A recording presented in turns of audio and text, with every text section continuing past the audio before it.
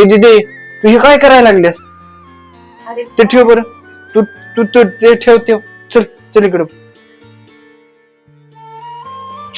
तुला किती वेळा सांगितलंय अशी कामं करत जाऊ नकोस, तरी पण तुझं सारखं काही ना काहीतरी कामच करत असते.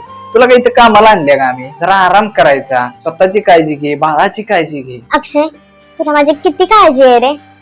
तुझ्यासारखाच भाऊ मला भेटला, माझं नशीब आहे खरंच. बरं फक्त एक माझं काम कर बरं का, अशी 2 शर्ट आहेत तेवढे धुव आणि तू निवांत आराम कर, अजिबात काम करू नको. पण तेवढं मला उद्याला जायचं आहे ना बाहेर फिरायला,